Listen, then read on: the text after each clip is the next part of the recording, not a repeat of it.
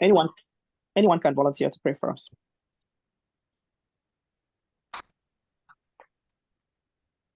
Anyone, please just unmute your mic and pray.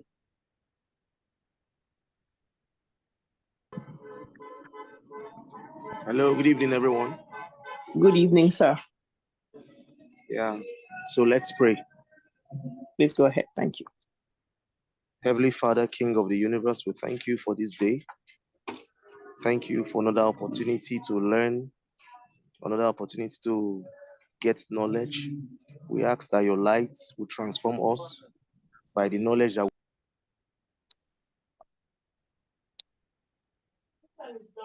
we that help us to put whatever we'll be learning today to use and transform our finances in Jesus' name. Amen.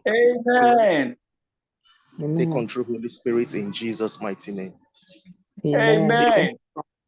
Amen. That was a very precise and profound prayer, because that's the essence of this meeting in the first place, to be able to put whatever it is we're learning here into use. Because again, even though this training is free, you are spending your time. Time, they say, is money, right? You're spending your time, you're spending your resources, your data, so at the end of the day, if a handful of people will put it to use, I mean, I would sleep well. I mean, I'll be happy that it actually did achieve the purpose for which we created it in the first place. One of the reasons why you see we do all this protocol about praying and and all that is because this is, like I mentioned, this is a pilot phase, right?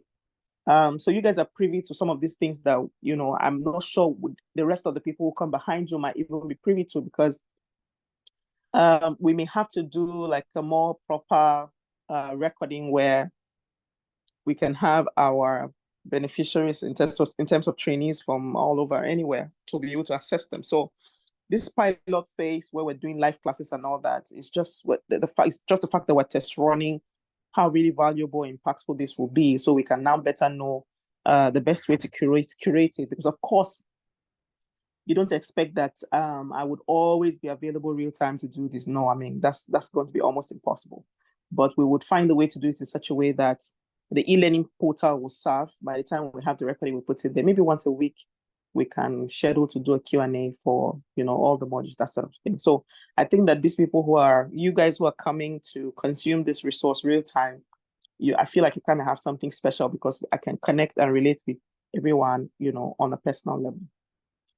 Okay, so with that being said, today is day 5. I also want to use this opportunity again to re-emphasize on, I think there's a little bit of a mix-up about days, what day is what day, and I think it's also confusing me a little bit. But as we're going on, we will get clarity. So the initial idea was to have the first day be the presentation, and thereafter the Q&A. And then the next day was going to be more like a break, but the next day was going to be captured in as a training day. So the next day will be utilized for the quiz, okay? But I noticed that some people still don't get that. So when they come the next day, when there is no actual presentation or actual class, they will be asking me for the recording or the class that they've missed for day 2, when in actual fact the day 2 should have been the quiz, the day for quiz.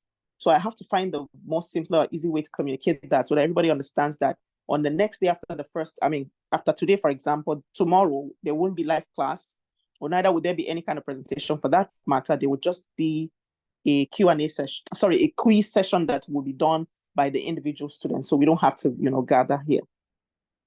So like I said, I'll find a better way to communicate that. So today is day 5. And what we want to talk about is identifying your value.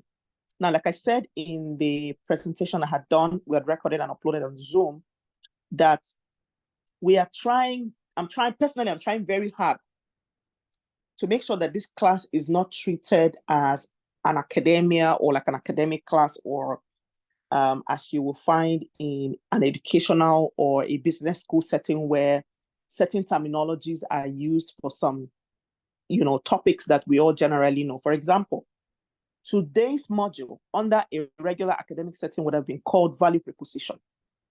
But like we had emphasized, a large majority of the people who are going to be coming to access this materials that we're putting out there are not going to be people who have some high level of education. And even if they do have, even if they have gotten a university degree or they've been in the four walls of a university, we want to be able to simplify this thing in the simplest words possible so that people understand exactly what it is we're talking about.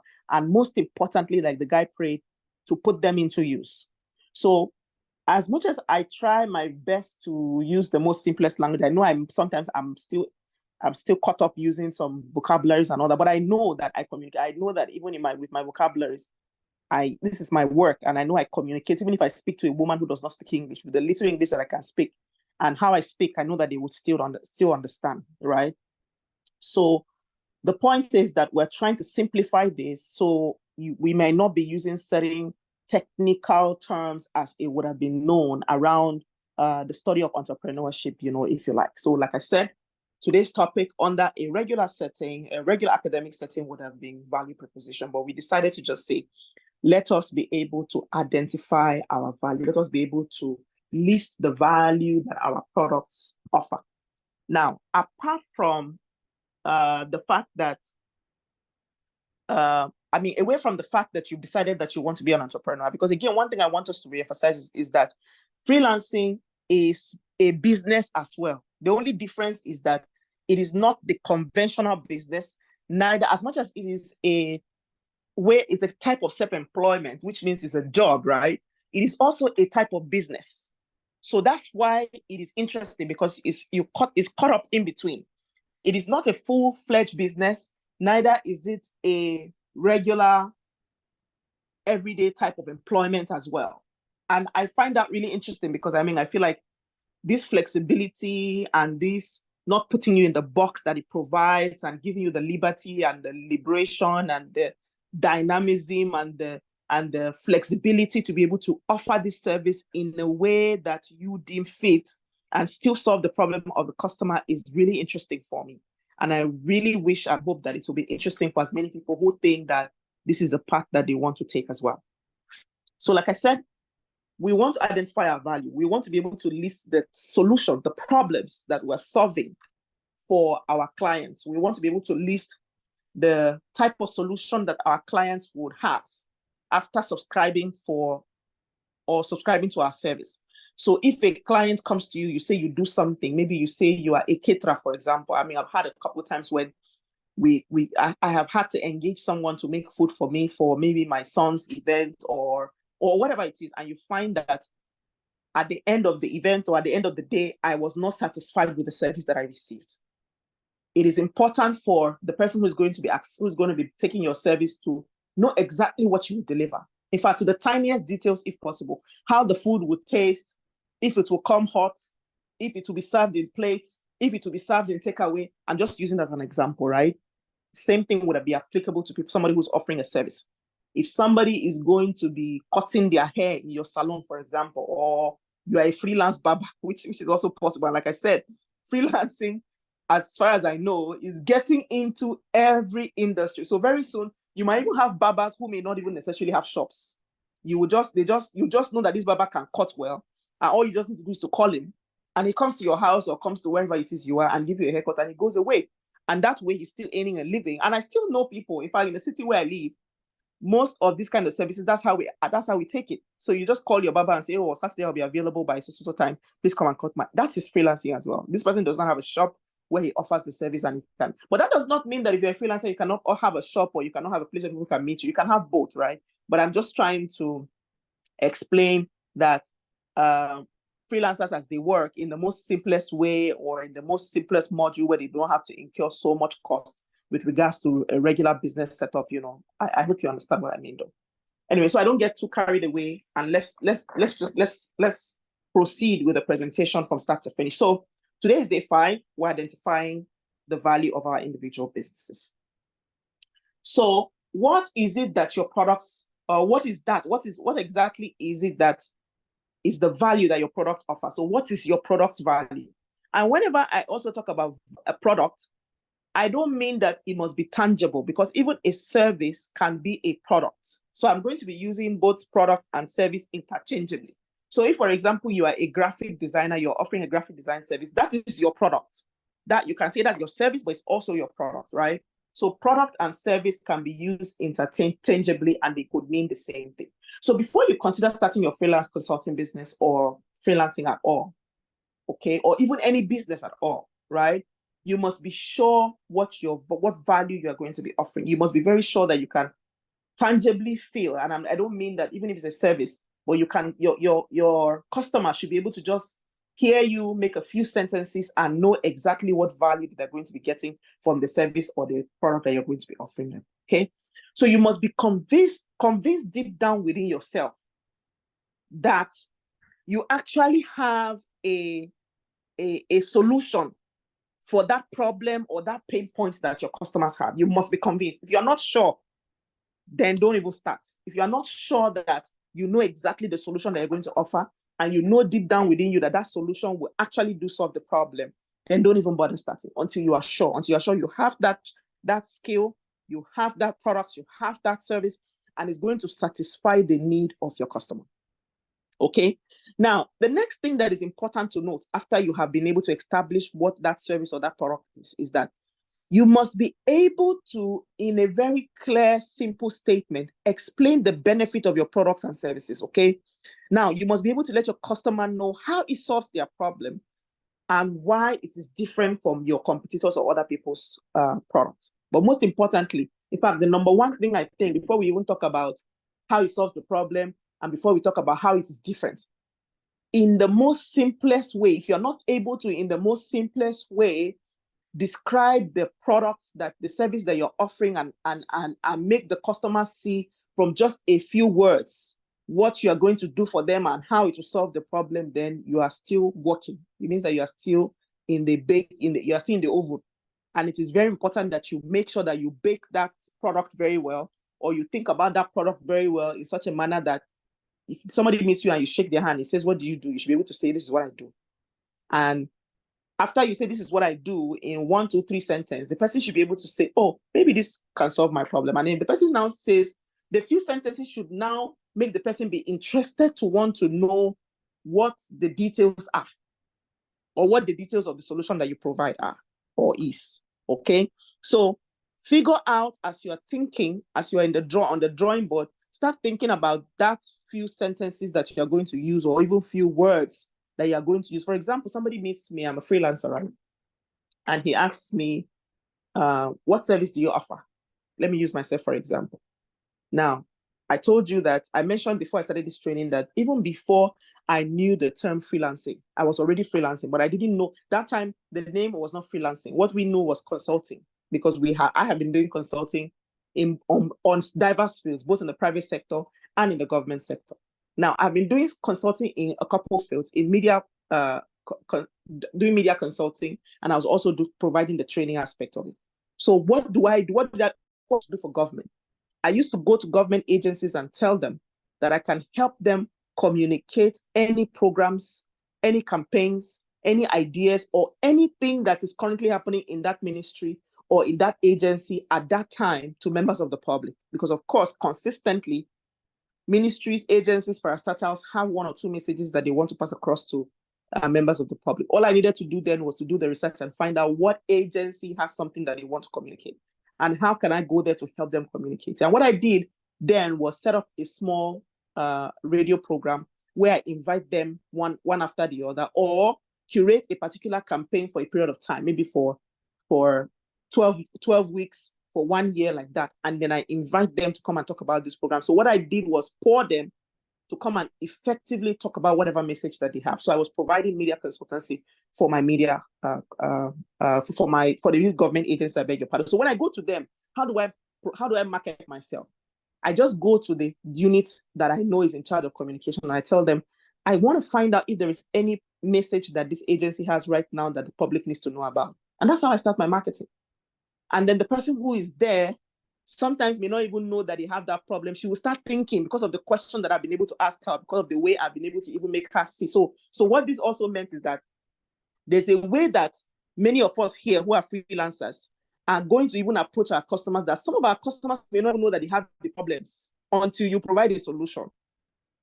And that's sort of like a deep kind of marketing. And if you now provide the solution and the client now is convinced that they have that problem, you would have done a fantastic job. We even have a lot of us here who these customers even have the problem. You can see that the problem is glary like that, but still you are not able to communicate the kind of solution that you can use, to help them. So that's just me deviating. So 3 things that you must do when you're trying to identify and list the solution that your product or your services offer. So like I said earlier, the first thing is to have a clear statement. So start thinking about what that clear statement is that you need to describe the product or the services that you offer, okay? The second thing is to also be able to say exactly how your product or your service will solve that problem. And finally, you want to make it clear to the client or to the customer why you are different from anybody else. So if, for example, you're a graphic designer, you want to tell them that you use the latest technology or the latest software, or you use something that makes your work turns out better than the others, okay? So now that we know these 3 things, let's look at some of the things that will help us get clarity one after the other. So we're going to look at what are the things, or what are the questions we need to ask, or what are the 3 important factors to note, or 3 important things to note that will help us get clarity about the value that we offer. So when you begin to brainstorm on the value that your products or your service offer, you must make these 3 things clear. The first thing you want to do when you're brainstorming about the value that your product will offer is, what exactly is the product? What exactly is the solution that you offer, okay? So you need to be able to say, okay, well, somebody reached out to me and said, I'm a UI UX designer. I know that step is even complex because, again, people who are not in the tech space do not know what UI UX is. So even for you who reached out to me and told me you are UI UX, you also have to be able to find another simplest way, because sometimes communicating what you do in the most technical way can be scary because many people don't know those technicalities because they are not in your field. So instead of saying that I'm a UI UX, you can tell them that maybe you're a graphic designer, but you do things a little differently, or there's a way you do it specially. That's your field. I'm not a web designer, so I may not know. But if you are a web designer and you are listening to me today, and you are that person who will reach out to people and say you are UI UX designer, there are 50% of the people don't know what UI UX is. Okay, so make sure that you know, or you find a simplest way to communicate exactly what it is you do. That's by the way. So 3 things. First, what exactly is the solution you're offering? Then the second important thing is to whom? Who exactly needs that product and service? One of the greatest mistakes most entrepreneurs make, including myself, is wanting to sell the products that they have to everyone. There is no product under the surface of the earth that is for everyone. There is none. Not even the one that Mark Zuckerberg has, not even Facebook. Okay, not even the product that you get, not any. There's no product that everybody will buy, because there's still somebody somewhere who would never be on the internet till they die. Maybe, I don't know, but for now, at least, okay, there's still somebody somewhere. In this same social media space, I've seen people who tell me I don't have a Facebook. I've seen people who have told me I don't have a Facebook account. So what that means is that that person, what that means is that person is not Mark Zuckerberg's customer, right? So the point I'm making is that every person who has a product must be specific about who the product is for. In fact, that's the reason why there is a concept called the avatar. What the avatar does is to give us a prototype of exactly how the person who's going to consume your product looks like. Is that person an elderly person? Within what age to what age is the person? What is the person's preference in terms of music, in terms of food, in terms of geographical location? That's how detailed you need to know the person that you are going to be selling with. But when I say that person, it does not mean that it has to be one person. As much as you have described that one person, there are going to be thousands, if not millions, of people who look exactly like that one person. For example, if your favorite color is blue, you're not the only one whose favorite color is blue. There are going to be millions of other people in Nigeria or within your community whose favorite color is blue. So those sets of people are the people you want to sell the blue product that you have to. So if you want to sell to everybody, you might be missing the point. If you're going to be setting up a after-school lesson for some children, you cannot say that you are going to be doing lesson for people who are in SS2, SS3, and be doing lesson for some people who are in GSS1 or who are even in primary school. No, you cannot do that. You have to be able to be clear the specific set of people that you cook for, like I said, that you service. Like I said earlier when I was talking about the young ladies who can provide a catering service, for example, you cannot sell to everyone. You can choose that my target market will be only people who are organizing events, people who are going for. There are some people whose catering service is only for people who are getting married or who are wedding, and all they do is target every Saturdays, go to event centers, find ways to make sure that they find those, they hang around in the areas where people who are married will find them. So it's very important that you make it clear who your service or who your product is for. Then the last thing is to state how useful it is. So how useful would that product be, and how exactly can it solve the problem? So if, for example, you're offering the after school lesson to the student, there is usually an objective why, or there's a reason why that student will need it. It's that the student does not know maths, or the student is doing average in school, and by the end of 6 months or 3 months or 1 year that he's with you, he is now improved. If he used to, for example, take his position in school used to be 20, the fact that he's going to use your service as a lesson teacher, by the time he's done with the first semester after learning with you, he should now move up to 20.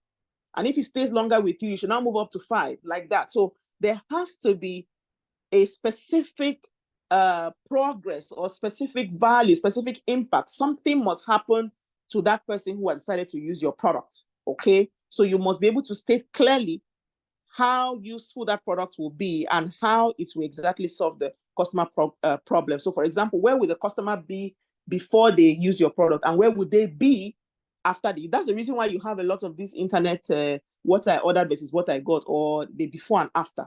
That's the essence of why you are in business. People want to come to you before, this is where they are, and when they are done with your service, this is where they are. So if there's no difference between where they were before they met you and where they are after they met you, then you're not in business. You should not even be in business, okay? So what I want us to note in all of this is that whilst we're planning or brainstorming or thinking about finding out what the product is, to whom it is for, and how useful it will be, clarity is key.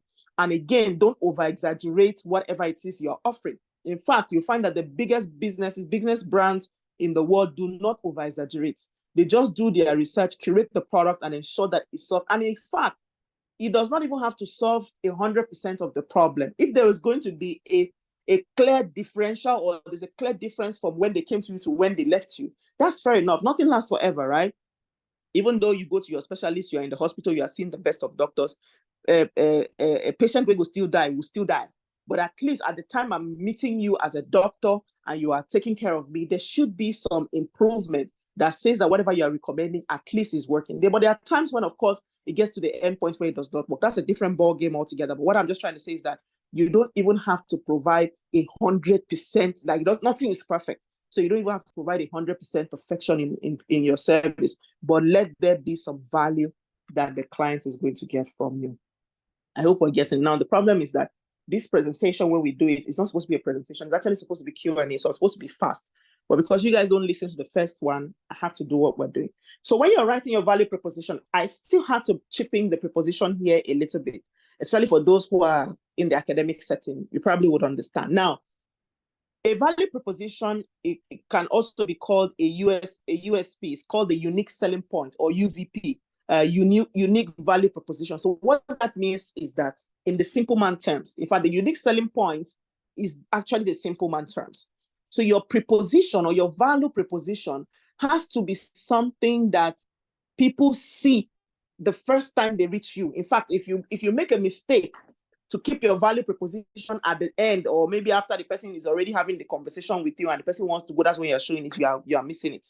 So what it means is that your marketing, your selling point should be the first thing that anybody sees when they come in contact with you. Okay? So again, as a freelancer or as an entrepreneur, there will be a need to consistently communicate your value proposition, or, like I said, in simple terms, your value or your marketing value, or your product value rather, to your customer. So you will need to speak about the value you offer in your marketing materials, and you must do that clearly, okay? It is a must to cover these three things. If you notice, we keep saying these three things, and no matter how we scatter them and put them forward, put them back, or interject them, they are still these three things. First is, what exactly is the product? Second is what problem that the product is going to be solving. And third is what will be different from what other people are doing. So let's look at these three things again, once again, and then maybe I'll take a few questions. But please, if you forget anything, know that this value proposition is the first thing that people should see when they come to you. So first, strive for clarity. I've said that in the previous slide. I'm still saying it again. Strive for clarity. Let people see it in the most simplest way, or let it be the first thing people see when they come in contact with you. Ensure that you communicate the concrete result. We have said the before and after before.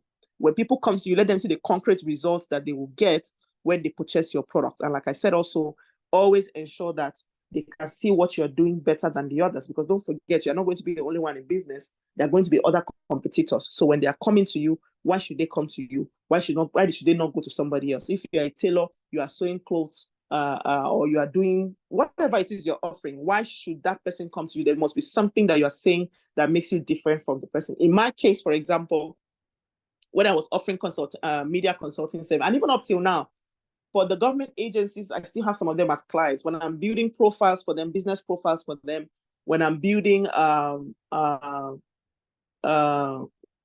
reports for them, these are the things I do, by the way, on the side. I do a lot of writing. When I'm doing annual reports for them, when I'm doing organizational profile for them, when we are doing presentation and all that, what I try to ensure that we do is simplicity. Most of these government guys, they don't want anything complex. I'm sorry to say, some of them are not very intelligent. So they just want anything that it will be easy for them to navigate. They will be able to explain. You don't use complex English and complex languages. Even when I was hosting them on the radio, we make sure that we simplify the communication and make sure that we hit the target and we speak to the specific set of people that we needed to speak. So in my case, what I project in my small copyright emails that I use to approach them is that we ensure that we provide you high value in the most simple terms that all of your executives will be able to relate with. So you also have to be able to say that one thing that sets you apart or that makes you, different. So a few more tips when you're deciding on your value. So your value proposition has to be the first thing your customers see when they approach you, or when you approach them. Again, like I said, when you're doing business or when you're a freelancer, you don't have to wait for your clients to approach you. What these guys do mostly on Fiverr and on Upwork is okay, because again, if you have built your portfolio and you've had a lot of clients, the clients will come to you. But for many of us, or many of you who are just starting out, who do not have an admirable portfolio yet, you have to be the one who goes to your client. And in fact, even the ones who have a beautiful portfolio, marketing is a consistent thing. So no matter how big you are, no matter how big Zenith Bank is, they cannot say they will never. In fact, the marketing team is their engine room. So like I keep saying, even in my last presentation, no matter how good you are at what you do, if you are not marketing, you are wasting your time, because consistently you have to market and keep expanding the business and keep having more clients. And then hopefully, maybe for some of you, like I said, you cannot have the business be in a freelancer mode forever. The business sometimes might grow to become a standard or a medium business, and then you can now hire people and stuff like that. Again, if you want to even allow it to still be like a freelance business, you can still have multiple teams, okay? You can have people working for you from anywhere, and you just give them instructions to duplicate what you've already. Maybe you can even train them to do it. So yes, it's okay for you to grow the business beyond the freelancing level, but in the meantime, this is our focus, right? So like we said, when customers come to you, they should be able to see exactly the value that you offer from in and above. And like I also mentioned, whether they approach you or you approach them, they should just be able to see what exactly it is you offer. It should be visible at all entry points or in all your marketing material. So even in your flyers, when you design your flyers to market your products, people should be able to see the value or the unique thing that you do in your flyers. Another young trainee reached out to me today. He's doing graphic design. He's young, he's just started, but I can already see when I asked him to give me a link to see his work, and he sent me his Instagram handle, and I went to see it. I got a first impression. The first impression I got is that he's using a quality software, because I could see a bit of light, I could see a little bit of shine, I could see a little bit of what may not be on regular graphic design. Now, somebody like me who does a little bit of graphic design when I'm designing corporate proposals or I'm designing profiles and all that, I don't use all of those sophisticated softwares because I cannot use them. Softwares like Photoshop. Now, I was impressed to learn to see that he's using that kind of software because, I mean, it's going to give him a more quality output. Now, when I saw that, he might still be a rookie, but he's going somewhere. He's going to be perfecting his craft step by step. But the good thing is that he's using a quality software that will set him apart, that will distinguish him. So when I saw that Instagram, the first thing I saw was light, and I saw a bit of quality. Now, sometimes your value proposition might not even be tangible, okay? But you have to find a way to be able to use some words to be able to describe that. In fact, I intend to have a phone call with that guy, with that boy, and see how we can, I think he's still young, maybe 20 or so, I'm not sure how young, and see how we can continue to stay in touch and see how I can support him in terms of how he communicates his value. But this thing sometimes is an inside job because it's mostly you who owns the business. It's mostly you who knows the creativity and and how special you're doing what you're doing. So most times it is you who will do it. Yeah, of course, once in a while, you need to engage with someone who's close to you, maybe your sibling, your brother, your sister, or your partner, or even an expert, right? But most of the time, the clarity in terms of that unique value that you offer is an inside job. It's usually something that you do personally, and you need to continue to take time to think, and be sure exactly what it is or how it is you can describe that. So what this means is that your value proposition, your value when people see, I mean, the first thing that people see when they approach you is the only thing that will continue to get your customers to come back and come back again, because that's the only thing that would make them say, oh, instead of me to go to that shop, I will go to some. For some people, their value proposition or what they do can even be price. It can even be that your price is a fair price, okay? I've had to lose some businesses because my price was a little expensive. And I've had to win some businesses because my price was a little fair. So sometimes even your value proposition may be that you're offering the same value, but you're offering it for a less price. And besides, this value cannot be one only. You can have multiple values. And in fact, the more values that you're able to have, or the more value proposition that you're able to have, the more it is that you're even going to project your business to interest your customers, a lot more. Okay, so when something is wrong, this is when something is wrong. Like I said, I'm not using the terminologies that I could have used. For example, a disadvantage or the absence of value proposition and stuff like that probably would have been the title that I will use here. But I use when something is wrong so that it will also sink and you understand exactly what I'm trying to say. So if your value proposition makes people think too much, or they're like, maybe when you tell them this is what you do, or this is the value that you offer, and they are nodding their head and they are trying to overthink before deciding if your product is what they might need, then something is wrong, okay? So you have to be sure that people do not have to overthink. You have to make sure that people just seeing your products just already knows exactly the value that they are going to get. Okay, so let me also cite another example. For example, I have a particular course that our organization is going to be delivering. And in fact, some of you who are going to be our affiliates are going to be joining forces with us to promote that product and see how we can sell it. The idea behind that product is actually the nursing training that we're putting together, and it is not cheap. Neither is it expensive. So we made sure that we're deliberate about making sure that it's not cheap and that it's not expensive as well. Now, the tuition fee, the value for that course should be around 1.5 in Naira, okay? But we've decided to slash that down by 3. So instead of giving it at 1.5, and we have the reason why, because again, if you are going to be having a price attached to your value, it has to be justified, right? You cannot just come from anywhere and tell people to give you 1 million Naira for something that you're not sure it has the corresponding value for, right? So we have this nursing training that we're putting out there. Our goal is to train 10,000 healthcare workers in the next 1 year. Hopefully we achieve that goal. Okay, and we want to make sure that these trainees come from all over the country, from the east, west, or north and south, all the 36 states. And we're using all the channels possible to promote it: radio, television, social media, affiliates, and all of that. Now, that training, as I speak to you in Nigeria, is being done by individual private, either clinics or businesses. There are just people scattered all over who are offering it. The standard average price that we see people offering that program is around 250,000, 300,000, and they offer it most times for a shorter duration of time, maybe for just 2 weeks, some for 1 month, some for 2 or 3 months. But we decided to make it an academic program where people can come in and learn a full-fledged nursing assistant skill and be able to use that skill to work both locally and even travel abroad to work if they want to. Now, what we have done with that program is that we took some time to find out what are the things that other people who are doing it are not doing. Other people who are currently offering that service, what is it that they are that is currently happening in the space that we can add to that program? And what we decided to do was to find international certification, not just in one country, not just in America. We decided to find 3 certifying organizations, one in America, one in the UK, and one in Canada.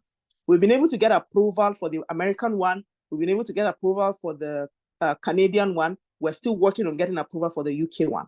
Now, this is, for example, 1 out of 10 values that would make somebody weigh the option of going to pay 300,000 somewhere for just 2 weeks when they can actually come to us and pay 550,000 for a whole year or for 6 months. You know, they get to do the training for 6 months and then they do the internship. So what we have been able to do is that we've been able to soak in so much value into that product or into that service, so much that whoever is coming, it will be difficult for them.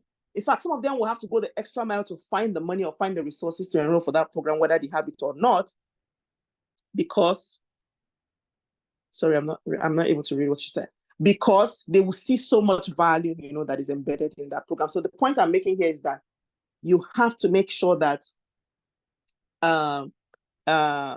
that value that you're offering is the reason why the people keep coming back and coming back to you and ignoring your competitors, because they can see that in your product, your value is embedded and they can see it even from afar before coming. And when they're now coming, they will come and even find out more value that you were not able to even, because of course you cannot put all the value that your products offer from afar. So, but the best ones are the ones you should put forward so that people can see it from afar. And when they're coming, they get to now find out that there are a couple other values. So for emphasis, again, right, before you consider to market your products or your services, you must consider this relevancy. How relevant is it?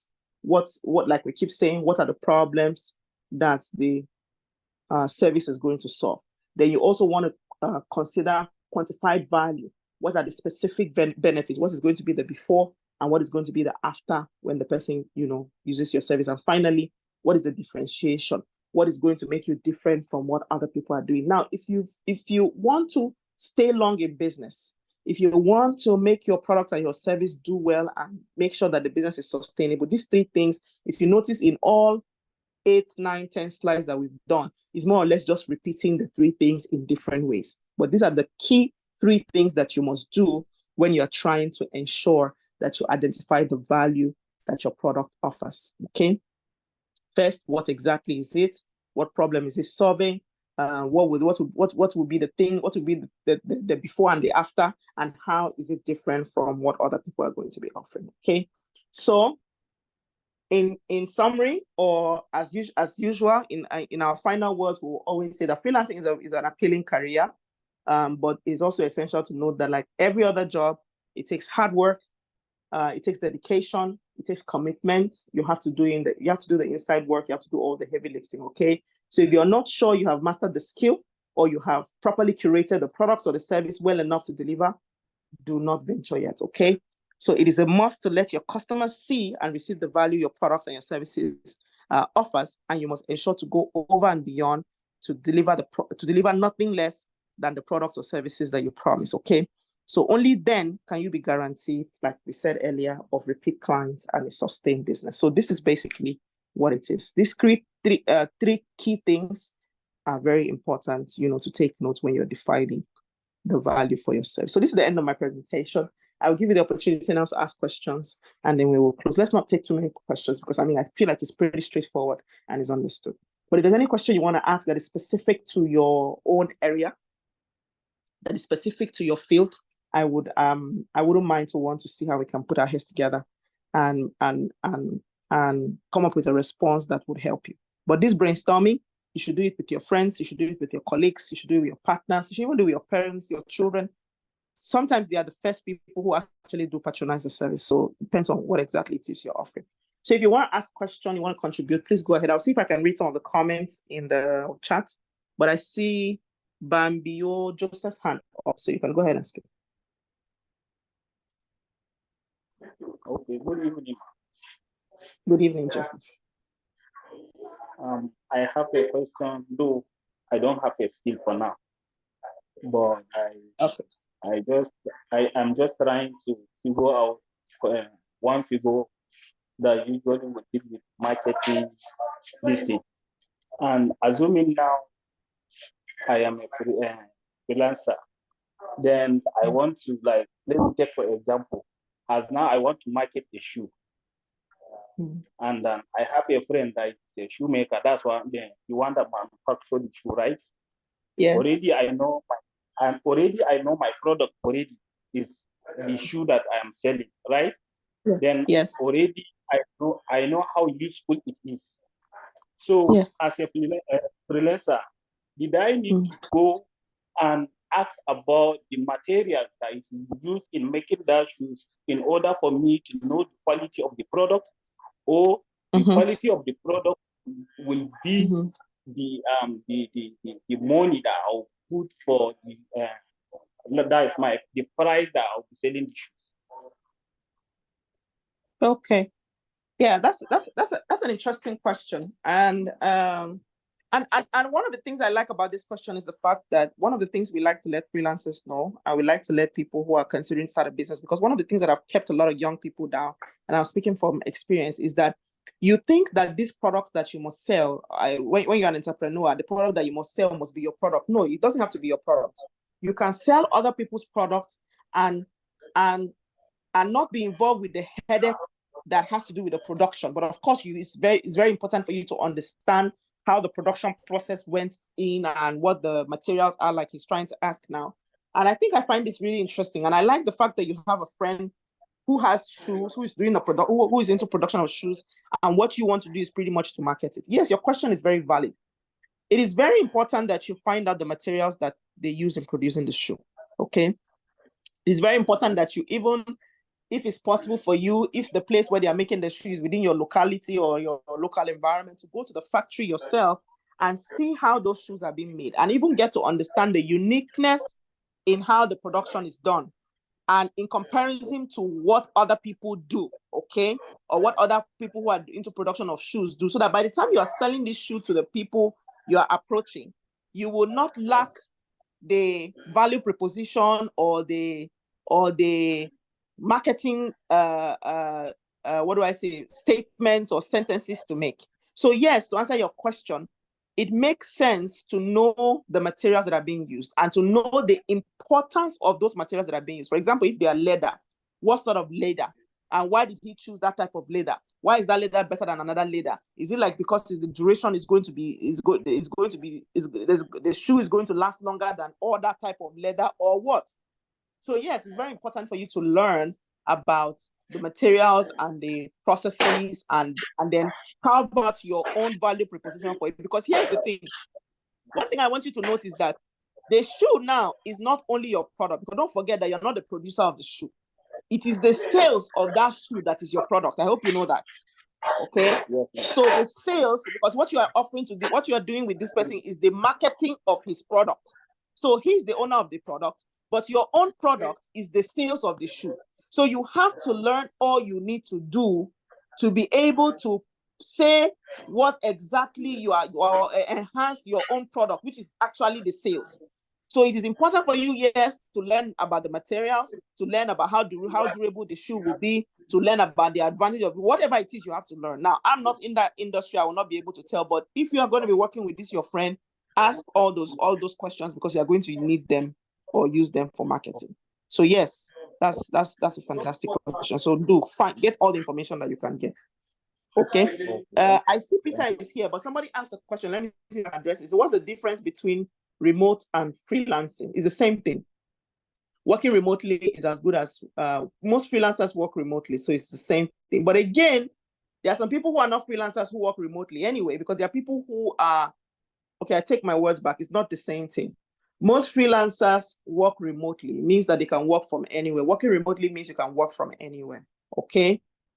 But there are some people who are full-time employers who can also work remotely. So it is not only freelancers who work remotely, but most freelancers do work remotely. So yes, there's a slight difference. So freelancers work remotely. Full-time employers can also work remotely, because sometimes full-time employers can work maybe, for example, I have a job that I work remotely, but I need to go to the office on certain days. So on Mondays, for example, I don't work from home. I work in the office, but other days I work remotely, okay? And for that particular job, it is not a freelancing job. It's actually a full-time job. It's just that I can do my work from home. So that means that I'm working remotely on some days, okay? But freelancers are people who can offer their services to any client, anywhere, charge their own fees, and stuff like that. So there's a slight difference between that. Okay, let's hear Peter, then I'll look at some of the texts that I see that are coming. Let's hear Peter. Is it Peter Abin or just another Peter? Yes, Peter Abin. Peter Abin. Go ahead. Thank you. I think I want to just respond quickly to what the last person who asked that question. You see, Push Africa has this course, this freelancing course has just opened me up to something that is unusual. It's not usual. Now, this is what happened to me today. I met someone and the person was like, okay, we're looking for someone who's going to design a website, all those kind of things. I said, no, I can. This is what I can do. I said, I can handle it. See, I don't have any experience in web development. You don't have to. You don't have to. So now, I don't. So now, what happened was that, I said, I know someone who I can actually fall back to, which is Doris. I said, Push, this is tech. It's just like a tech seminar. So I decided, okay, let me just pick that up. Picking it up, I chatted her up, chatted Doris up, and of course she connected me with someone. Immediately, this man responded to me, and in fact, I like the dealing he gave me. He gave me a good deal, and right now this evening we are still negotiating. You see, so what I understand with freelancing is that it opens you up to build confidence in your job, to give you network, a kind of absolutely. You understand? So I could see me myself not being a developer, not being a programmer, but yet I'm going to negotiate. I can solve problems in that area, and in the process, I will learn more and learn more, gather more information that I didn't used to have. So that is it. So for the person who asks about the shoe thing or the sales is actually the points there. Okay. Yes. You make sure. So, yeah, of course, it's not bad for you to get to know more about materials. Yes. But then, if you don't have the time to know more, but just go ahead, make negotiations, get to know the network you're dealing with, so that you make sales. Yes. You understand? So I really want to take this opportunity to say, Doris, God will strengthen you. Okay, you go places. Amen. You're already. This is what the government is supposed to be doing. But this is what kind of. I never knew that myself like this. I can develop this confidence to like. Okay, let me take up a tech deal or something. You understand? You will. And that's the essence. And that's what I want to do for a large majority of people. Because first of all, some people don't even have the confidence to try something they've never done before. So that's something that we even want to instill here. And I can tell from the feedback that we're getting that a lot of people are even getting more confidence than even the information, first of all. Yes, they're getting the information, but they're getting more confidence that I can actually do this thing. It's not something that I cannot do. So that is just it. I've been working with laptop for like the past 4 years. It's just like I've been wasting the thing. Like wasting. Oh my God. I just been wasting my data, my effort, working with an organization that is not paying well. Kind of just being a kind of a volunteer. When you can use that laptop as a gold mine. Yes. Oh my God. So if I can have 1,000 people who have laptops in this country, the things they will do with those laptops, I'm just hoping that by the end of this training, I can just get 100 people who have laptops, so I can tell them what to do on a daily basis. Yeah. Without any skill, Thank you. So we will get there.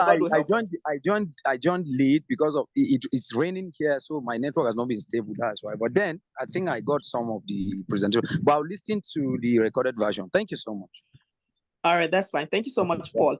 Okay, but before I let Elizabeth speak, somebody here says, how can we get jobs on Fiverr? Please, how can we go about online freelance? Like I said, I'm not a professional on Fiverr or on Upwork. And like I have seen, to be honest, let me be honest with you, right? I'm not sure these figures are correct, but I can tell you with my eyes closed that in Nigeria, for example, if there are 5,000 freelancers, I can bet you that I'm not sure in that statistics that there are up to 500 people who are getting jobs on Fiverr and on those platforms, because many of them have not been able to build their portfolio and gather experience and get all of those ratings that can allow them get the kind of jobs that they're looking for. So the future of those platforms is there. You can keep developing yourself, but I can tell you the only thing I can show you is how you can market your products and your services locally, using manual processes that I use in the beginning. And then when you now have the resources and you can now pay for, you now have an ad spend, or you can now sponsor some of the things that you do, then you can do that. But in the beginning, I do my thing. It will shock you, some of you who did not know, because I haven't really been crazy about social media. Do you know that in the last 30 days, because of my consistent push and the same style that I think that this is what I know I'll be able to show you, I've been able to get 2,000 followers on my Facebook from, I started this whole arrangement 30 days ago on the 2nd of June. I had 4,100 followers. And in 30 days, I already have 2,000. And I can assure you before the end of the year, we will have more than 10,000. And that is exactly what I want to show you. So you don't have to wait for Fiverr, neither do you have to wait for Upwork. And in fact, they are not the only ones. There are plenty others, right? Do what you can do organically first. When you have built your profile, built portfolio, you have done all your errors, make all your mistakes, done all the failures, you can now be confident that going to Fiverr or going to Upwork, you can have portfolios to show that you've done this and you've done that. Then you can be confident to find work on that. Because don't forget, those platforms are globally competitive. You are not the only ones there. Not only Nigerians are there. There are people from all over. That same work you are looking for, an American girl is looking for it. An American girl who has internet 24/7. An American, let's not go there, right? So let's just learn what we can learn locally. When we now have all the strategies, all the expertise for Fiverr and Upwork, we will get there. But in the meantime, let's do what we can do organically, okay? Elizabeth, let's hear you. All right, ma'am. Thank you so much for this opportunity. I really appreciate the class. I always appreciate it. I just want to throw more light on the first speaker, the person that asked the question first. The thing is, you shouldn't get discouraged, because something similar happened to me some years back. I'm good at confectionaries, but do you know that one of the days I made one of the snack, a friend of mine yes, she came, bought a lot of them. What I noticed was she said she wanted to get them for her children going to school. But lo and behold, after 2 days, she branded it. She did what? She branded. She branded. Yes. Yes. So now you have a friend. Oh my goodness. Finish. I want to tell you something. Finish. I want to tell you something. Finish. Okay. So like this one now, you've got someone, a friend who is into shoemaking. So you could, even if you don't know how to do, you could get the business, delegate it out.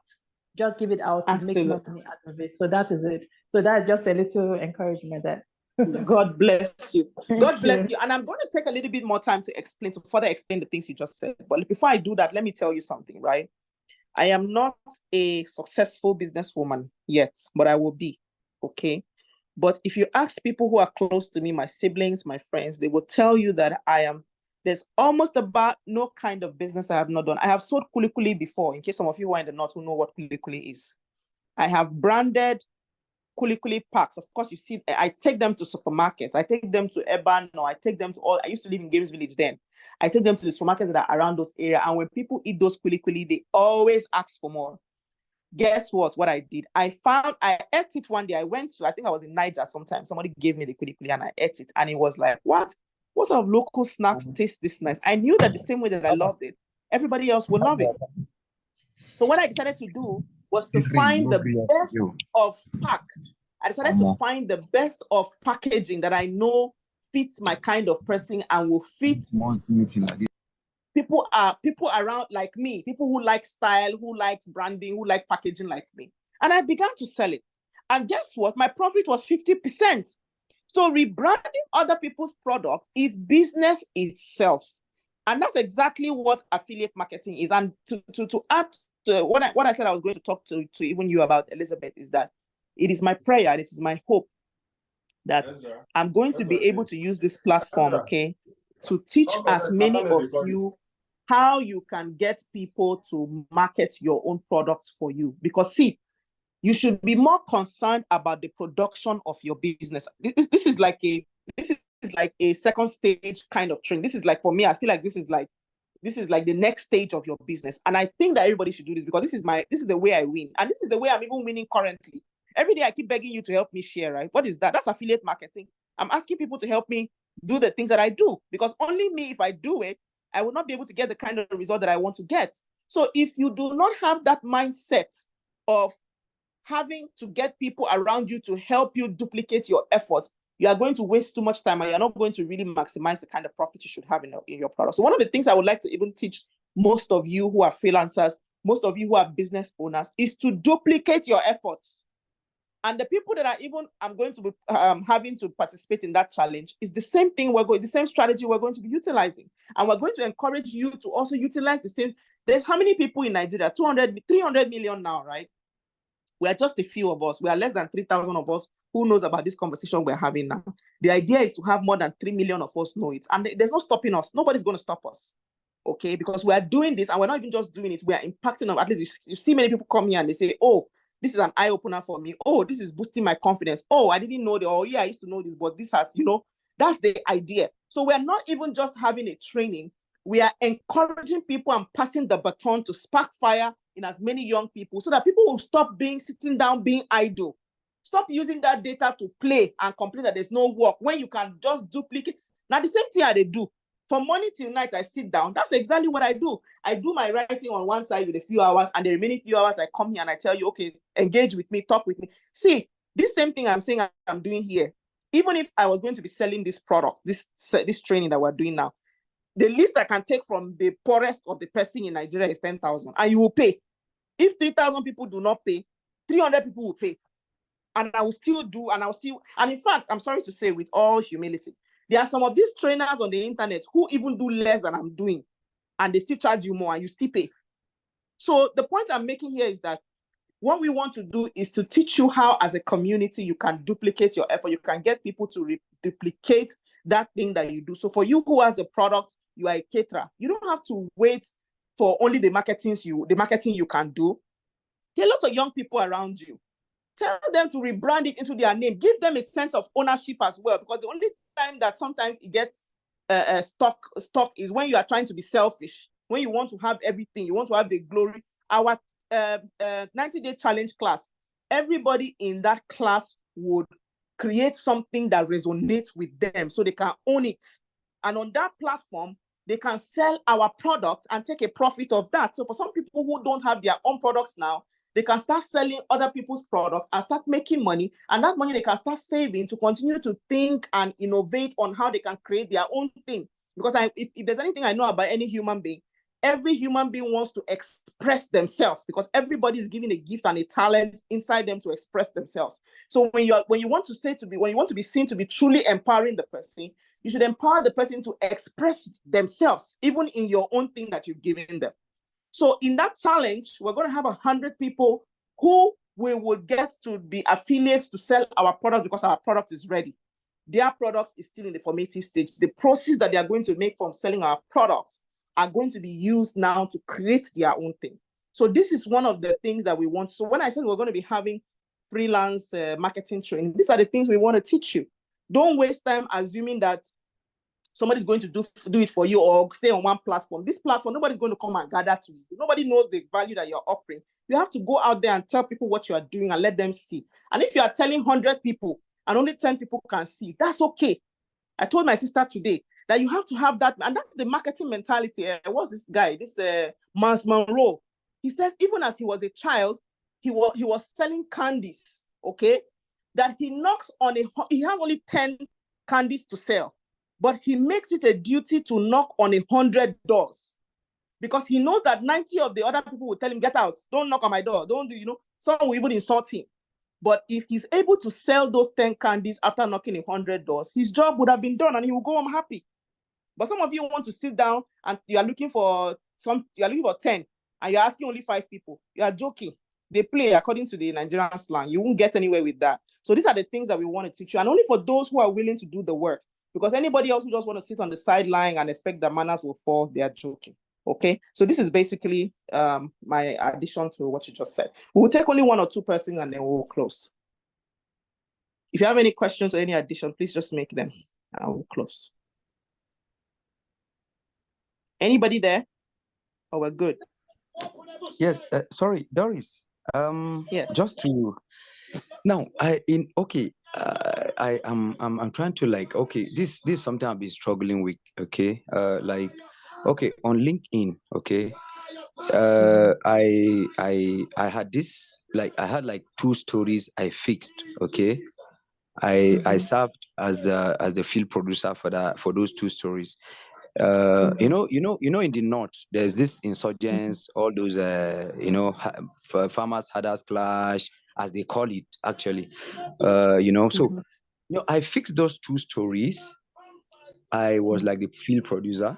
So I wanted to like update my LinkedIn with with those information, like, okay, With those achievements. good. So, but when I related to the guy who actually produced that video, like the video and all that, and of course we gave that video to CGTN. You understand now? Okay. So when I related to him, he was like, no, I shouldn't even go there because yeah, of course he knows that I'm the one who fixed the story, but then that is his own story.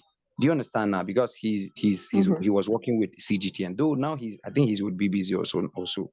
Do you understand now? So how do we separate these rules? Like, okay, I fixed the story. I was the field producer, but then he brought in finances, but then he's trying to, like, okay, he want to own the whole thing. Okay, is it Okay, not? you're talking Do about I have? you're talking about Does it mean I don't have any rights? copyrights. Okay, does it mean I You're don't have talking any? about okay, you're talking about rights to these partnerships and where your rights end and where your rights stops, right? Yes. Okay, yes, so yes. so these are some of the things that even in the freelancing challenge that we're going to in the affiliate challenge that we're going to have, right?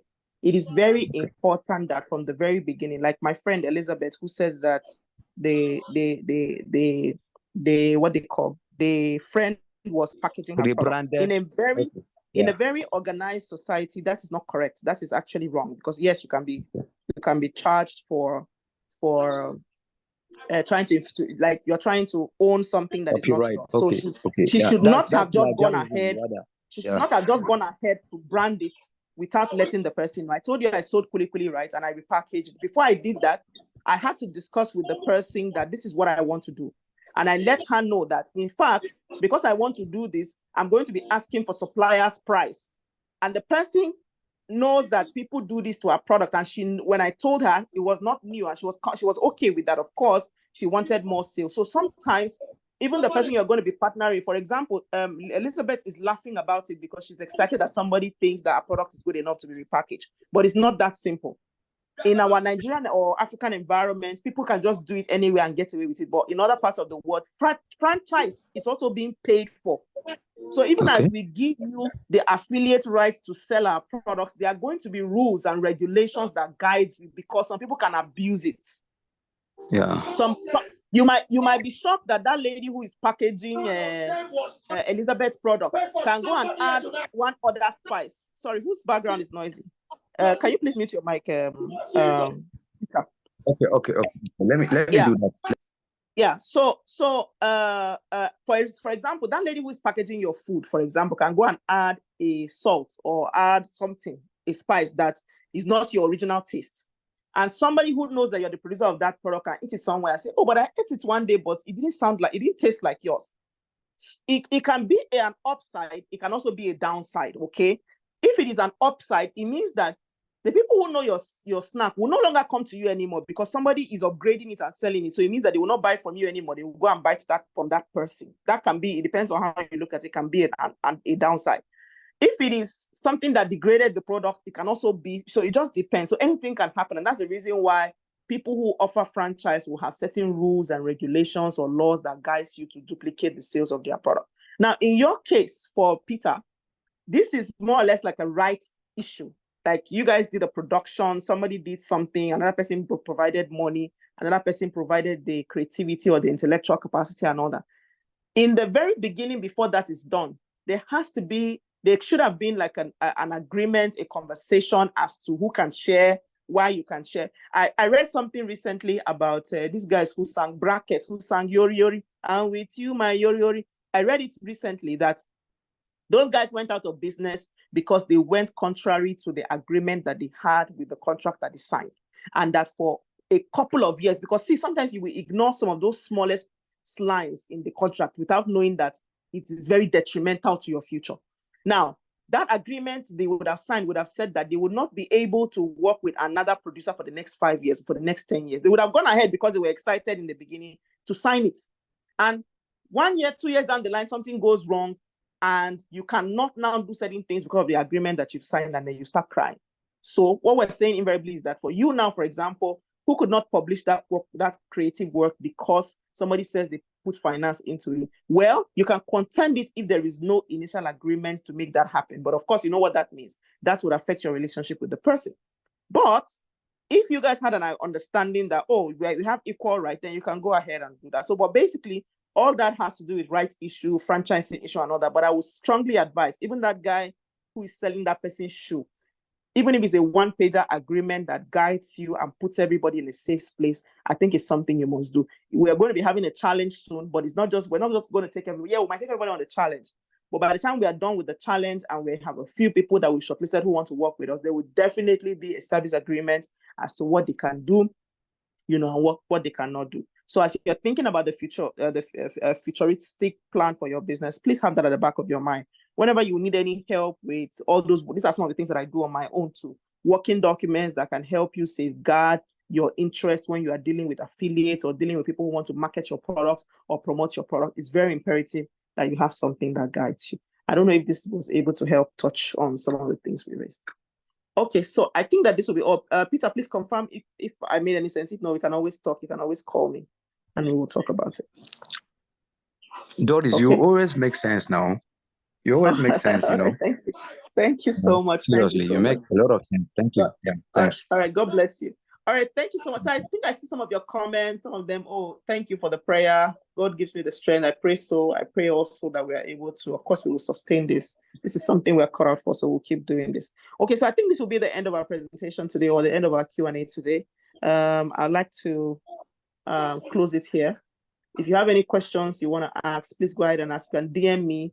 If you need to be able to get clarity about your products, please do so. If you need to sell somebody's products until you can raise the resources to be able to start your own, do so. For some of you who need laptops, it is my desire that for the next 12 months, I will be able to empower 100 people in this group with laptop. And I'm not just blowing all hot air, but even as much as I'm not blowing hot air, it will still be dependent on the people who are willing to put in the work, you know, and do the heavy lifting. So if you cannot start your business because you don't have the resources, you don't have the skill, you don't have the tools, work with somebody else, sell their products. Like we found out today, a couple of people are talking about the same thing until you are able to get the stability in terms of the finance to do your own thing. But overall, make sure that you are able to identify the value you're offering, whether you're offering a sales service for other people's products or you're offering a service that you do from scratch or from start to finish. It's very important that you make clear what value that you're offering. So thank you all very much. To have a beautiful weekend. Is Friday today, so thank God it's Friday. I'm going to send the Q&A into the WhatsApp group, so you can go ahead and do it and send to the email. This weekend, we're going to respond to all your quizzes and let you know what we think about the responses that you brought in. So thank you all very much, and do have a good night. Thank you so very much, ma'am. God bless you. God bless you, bless Elizabeth. you. Thank you so much. Good night, everyone. Thank you. Bye. Good night, Good everyone. night. Thank you so much. Thank you so much. Thank you. God bless you. I appreciate it. God bless you. All right, I appreciate you. Thank you, Ma. Good night. Thank you, darling. Good night, good night, good night. Thank you so much, Ma. Good night. Good Thank night, you. Good everyone. night. Good night. Good night, everyone. Good night. Thank you so much, Ma. Thank you I so really much. appreciate Thank you so much. I really appreciate you too. Thank you so much. You know this wasn't fair. She's not able to this level. You up for nothing, she not follow. If you can leave that boy and bring him.